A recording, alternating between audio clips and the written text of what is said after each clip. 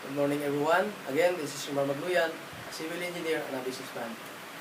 I'm sure napanood mo na yung first episode ng video natin regarding why the rich gets richer and the poor gets poorer. At doon nalaman natin na yung mga mayaman pala, kaya sila yung mayaman, ay dahil nakapokus sila sa mag-build ng kanilang assets. At sa araw na ito, pag-usapan natin kung ano yung tatlong common assets na ginagawa ng mga mayaman, kaya sila lalong mayaman. Isa po sa mga assets na ginagawa ng mga mayaman ay yung tinatawag nating real estate.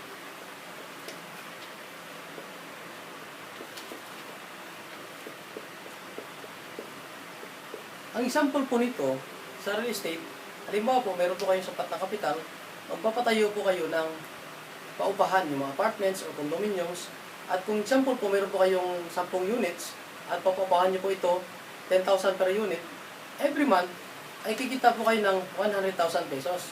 So, kahit po wala kayong ginagawa, kahit po kayo natutulog, mayroon kayong inaabangan na 100,000 pesos every month. So, ang tawag po doon sa income na yun ay yung passive income.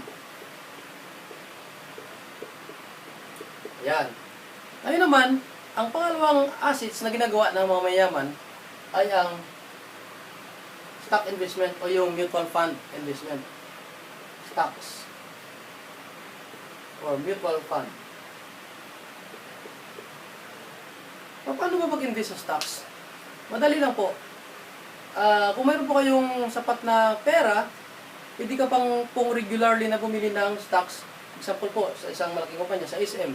Bibili ka ng certain stock, tapos pag kumita po yung company, at the end of the year, meron ka pong share based doon sa amount na sinare mo. For example po, ganito po yun.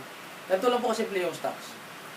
Halimbawa po, ay gusto ko pong magtayo ng negosyo. Example, magtatayo ko ng barbecuehan.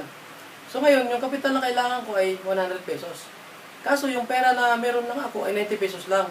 So maghanap ako ng kaibigan para mag-share sa akin ng 10 piso para makumplito po yung kapital ko na 100 pesos.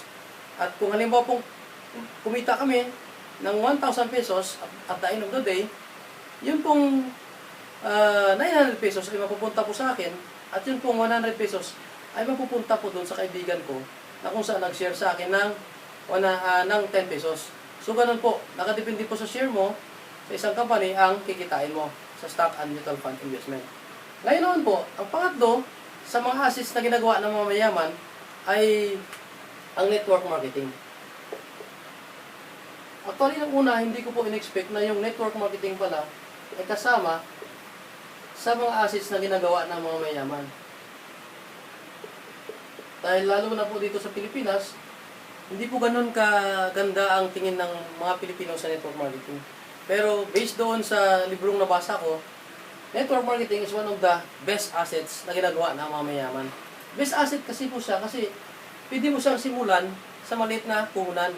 At habang nagpapalaki ka ng organization mo, darating yung time, ay pwede ka pong kumita ng residual income based doon sa organization na na-build mo.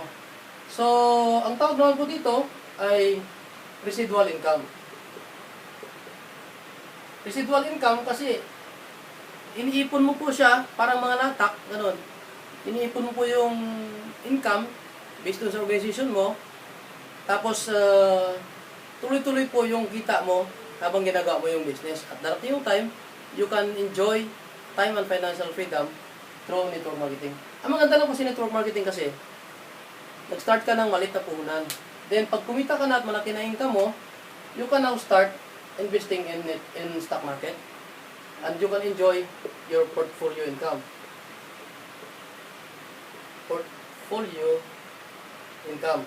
Then, pag lumaki na po ang kita mo, at kumita ka ng husto, you can now start real estate business. Yung palang dahilan ng kung bakit ang mga mayaman ay lalong mayaman. Step by step po pala yun. Ito, siguro nasa hundreds of millions ang kapital, so hindi pwede natin gawin.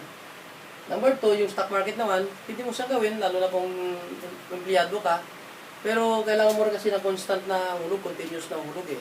At ito naman kasi kadalasan ginagawa para sa retirement.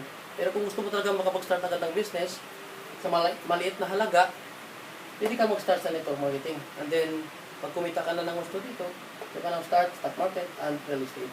So, sa susunod po na video natin, pag-usapan natin kung ano yung network marketing, paano mag-start yung network marketing, at kung paano po kumita dito. So, again, maraming salamat sa inyong panonood. This is Rimar Magluyan. To God be the glory.